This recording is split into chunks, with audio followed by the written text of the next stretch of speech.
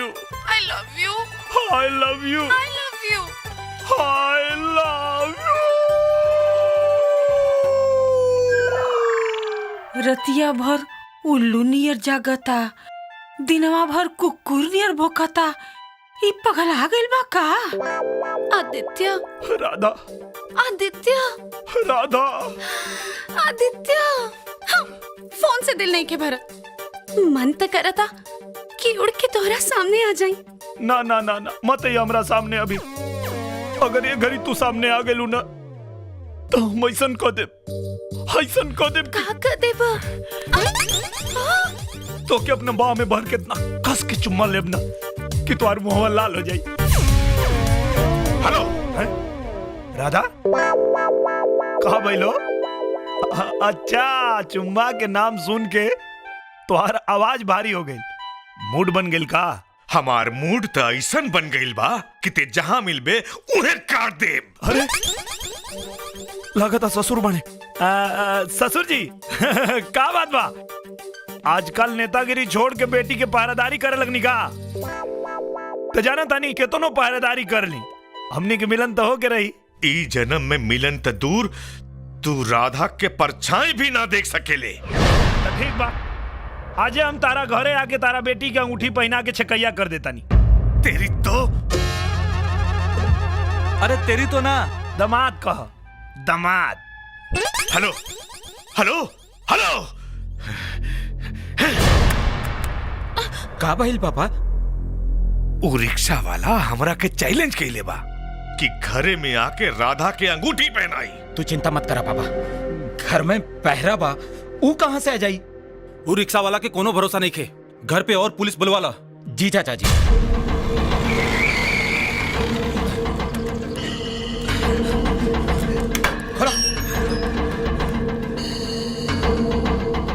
चाचा, अब देखा तानी कैसे आवेला। सार बड़ा हवा में उड़त रहे।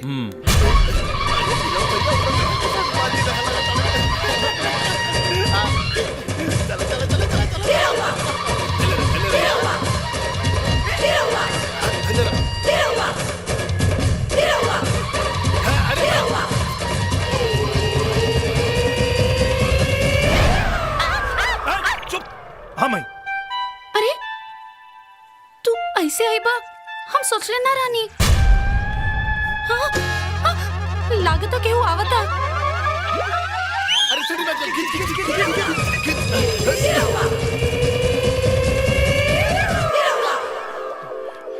का भइल राधा बेटिया, काहे चिल्लाता रहो? ओ पापा, हम भूत के कहानी पढ़त रहनी, यही से डरा गई। हम तो सोच रही कि का सोचनी है पापा? हाँ हाँ, रे सर मुतास लागत बघ जो तू पढ़ा पढ़ा, कुछ ना तू पढ़ा पढ़ा।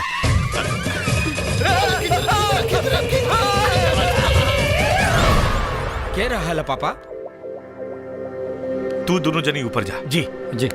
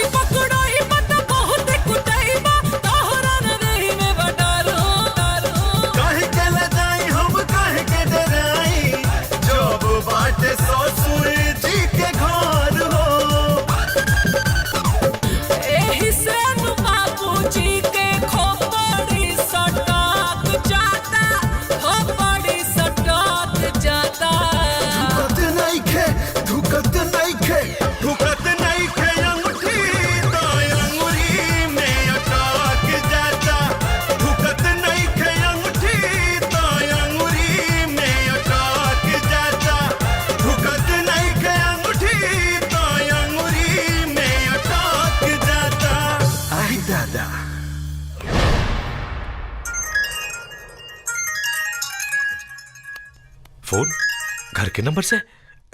हेलो, अपना बेटी की अंगुली देखी, मंगनी की अंगूठी तो पहना देनी, अब बियाह की तैयारी करी।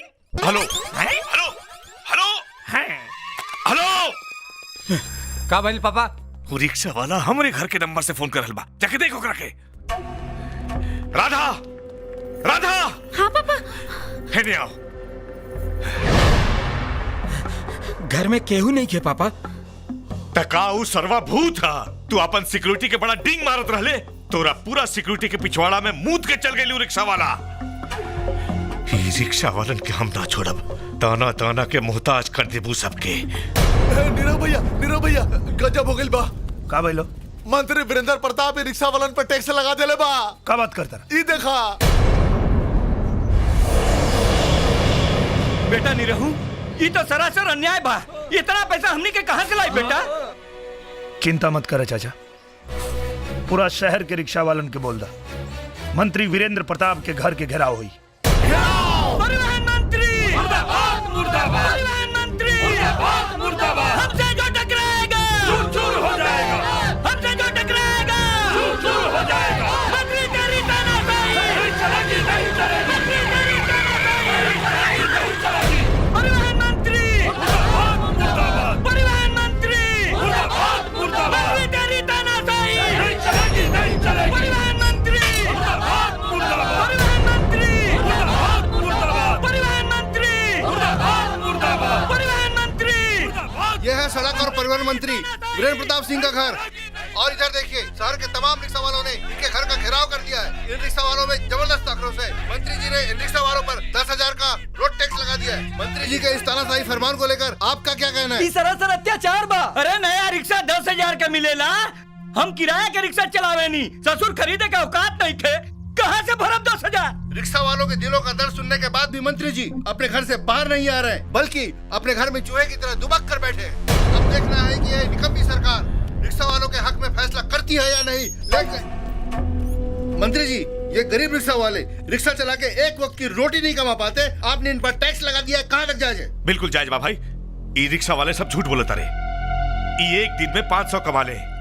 अरे सड़क पर चले वाला हर गाड़ी पर टैक्स लगेला, ऊपर से उनके डीजल और पेट्रोल के खर्चा। एहनी के तो वो भी नहीं ना, फिर एहनी पर टैक्स काहे न लगी? अब तू ही बोला। सुना है आप रिक्शा यूनियन के अध्यक्ष हैं। मंत्री महोदय ने जो जवाब दिया उसके बारे में आपका क्या कहना है? मोटर गाड़ी चलावे में पेट्रोल डीजल जलेला और ई रिक्शा चलावे में हमनी के खून जलेला। कहा मंत्री जी से, एक दिन अपना एयर कंडीशन रूम से बाहर निकल के धूप में रिक्शा चला के 500 रुपया कमा के दिखावे, हमनी के मान लेवे के। मंत्री जी ये कह रहे हैं एक दिन के लिए आप रिक्शा चलाइए, क्या आप चलाएंगे? ऐसन घटिया बात तो ई घटिया लोग ही सोच सकत अरे। पूरा सड़क पर गंदगी मचा के रखले बड़े ई लोग, आए दिन ट्रैफिक जाम। अरे ई लोगन के वजह से तो दूसरे लोगन के सड़क पर चले के जगह ना होखेला। टिन टिन टिन टिन घंटी बजावत रिक्शा ऐसन दौड़ावेलन जैसे सड़क इनके बाप की होगी। इस बारे में आपका क्या कहना है? हाँ, हमनी के बापे के हई सड़किया। देखा ही का कहता, काहे कि जब इनकर मोटर गाड़ी ना चलत रहे तब से रिक्शा चलेला। और बात रहल गंदगी के, तो गंदगी हमनी के रिक्शा ना, ये लोग के मोटर गाड़ी फैलावेला। ये लोग के मोटर गाड़ी से निकलल धुआं से पूरे दुनिया के हवा प्रदूषित हो गई, जौना से ओजोन परत में छेद हो गई। हमनी के रिक्शा धुआं ना छोड़ेला, ऊ तो इको फ्रेंडली है। अब आपका इस बारे में क्या कहना है? अरे ई गंदा रिक्शा वाले हमरा सुंदर देश में टाट में पैबंद की तरह बटे। हम ई रिक्शा वालन के सड़क से हटा के ही दम ले। मंत्री जी का कहना है कि आप लोगों को सड़क से हटा के दम लेंगे, आपका क्या कहना है? अरे ई का इनकर बाप हमनी के ना हटा पाई। दुनिया से एक दिन डीजल पेट्रोल गैस सब खत्म हो जाए, तो इनसे पूछा तब ही का चलाइए बाबा जी के घंटा। अरे जब मोटर गाड़ी ना चली तो इनके आके हमनी के रिक्शा में बैठे के पड़ा। अरे रुका रुका, हो देखा भौजी आ गई नहीं हो। किसकी भौजी? अरे और के कर भौजी, हमरा नीरव भैया के होखे वाली दुल्हन हमनी के भौजी। सारा लफड़ा तो उनकरे खातिर होता। हऊ देखो भौजी।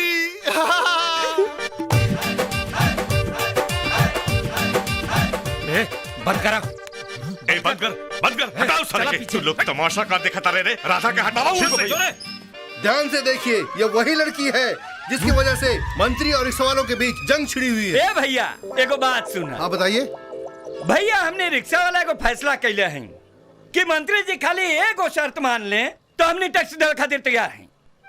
कौन सी शर्त? छोटा सा शर्त हो, अपन बेटी के बियाह हमरा निरहुआ भैया शंकर देवे, हमने टैक्स देने खातिर तैयार हैं। का भाई लोग?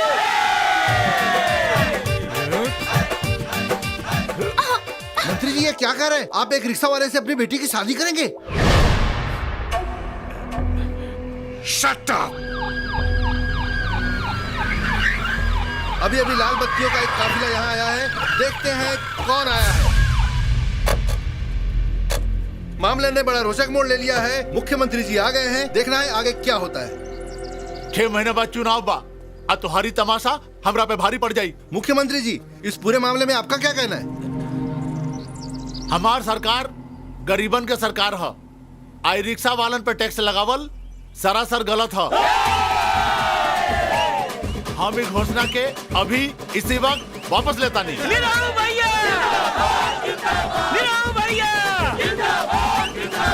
निरहु भैया!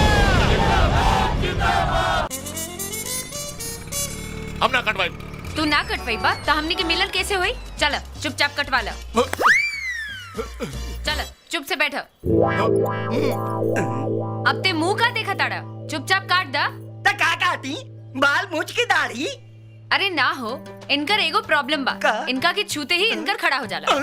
ऐसे हम बहुत परेशान बानी। हम छुआ तानी, जैसे ही खड़ा हुई तू काट दी है। देखा हम हजाम है, वो सब काटल हमार काम नहीं खे। तू हमरा के सिखावत ताड़ा? तू हो काटल तोहरे काम बा। चल काटा। नहीं हम ना काटब। हम तो सुन ले रहनी कि तू खानदानी हजाम बाड़ा। तू तब बड़का झंडू बाम बाड़ा। का कहलू? हम झंडू बाम बानी? तो देखा हम कैसे काटतानी। बस एक बार खड़ा कर, खड़ा कर। तू उस तरह रेडी कर। ए लौका, तू उधर का खोजताड़े? इधर देख।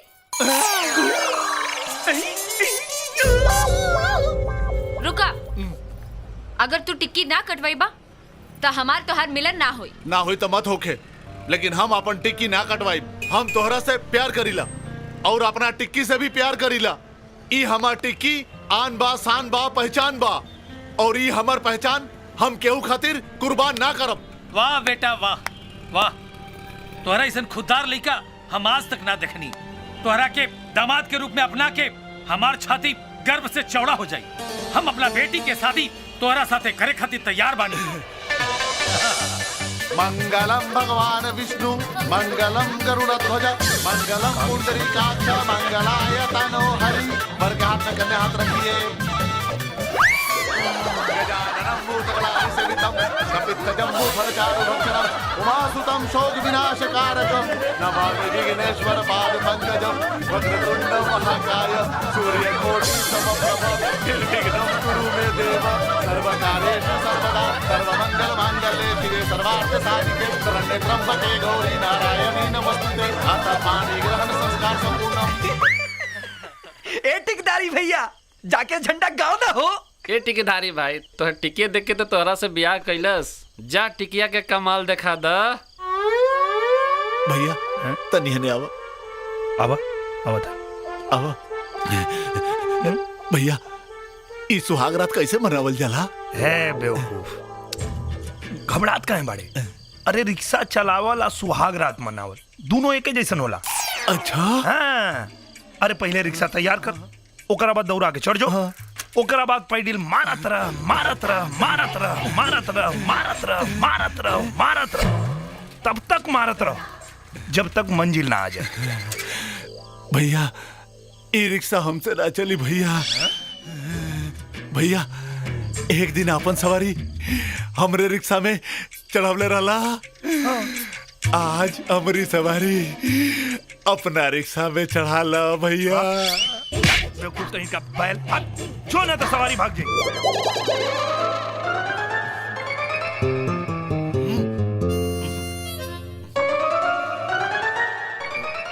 ई का करे ताड़ा? करता नहीं ना, सोचता नहीं। का सोचता नहीं? सोच रहल बानी कि ये कमरा में रिक्शा कैसे ले आई। रिक्शा? रिक्शा ही कमरा में लाके का करबा? सुहाग रात बनाई। सुहाग रात रिक्शा पे मनैबा? बिल्कुल मनाई। तोहरा के रिक्शा में बैठाई और दे दनादन पैडल मारब पैडल मारब पैडल मारब आजो के दिन पैदल मारब और कुछ ना करबा। और का करब? अब इहो बतावे की पड़ी।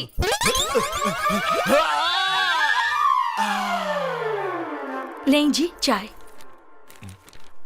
राधा के बारे में कुछ सोचता नहीं? का सोची? ओकरा शादी के बारे में। कहीं से कोनो रिश्ता आई तबे न शादी हुई भाभी। जेकरा से रिश्ता मांगा उहे मना कर देता। चाचा जी, वो निरहुआ रिक्शा वाला के चक्कर में इतना बदनामी हो गई बा कि कोनो शरीफ लड़का ओकरा से शादी ना करी। एक शरीफ लड़का बा जे राधा से शादी करे खातिर तैयार बा। लड़का लंदन के बा, ओकर बाप वहाँ के उद्योगपति बा। बाप बेटा रविवार के आवत तारे, अगर राधा उनके पसंद आ जाई है तो शादी उहे दिन कर दिया जाई। पापा जी, यहाँ के लफड़ा ओहनी के पता बा? ओहनी के कुछ पता नहीं खे। असुना कुछ पता चले के भी ना चाहिए। शादी का के तुरंत राधा के लंदन भेज दे। ई तो धोखा बा। कभी न कभी तो लड़का वालन के पता चली ना, तो राधा की जिंदगी खराब हो जाई। का खराब हो? और अगर अब ही शादी ना भइल तो हमनी के जिंदगी खराब हो जाई। लड़का का नाम का है? जय किशन, सब जैकी कह के बुलावेलन। जैकी बेटा, Jackie. Yes, Dad. Yes, Jackie, तुम पहली बार इंडिया आए हो। Yes, Dad. कैसा लग रहा है India? Great, Dad. India is great. Indian people are great. Hey, stop, stop, stop. Stop now, stop. पीछे लो, पीछे लो. Yeah, stop, stop. Hey, Dad. What is this? ये रिक्शा है। रिक्शा? First time मैंने rickshaw देखा. 1 minute, Dad. 1 minute.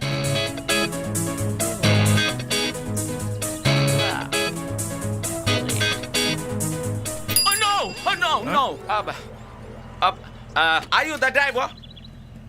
हाँ, कहाँ जाएगा बा? 1 minute. Dad, you just go. I'll come by this rickshaw. Are you crazy? Come here. Dad, मैं कभी रिक्शा में बैठा नहीं. Please, you go. अरे तुम कभी नहीं सुधरोगे। चलो driver. Please, go. Thanks, Dad.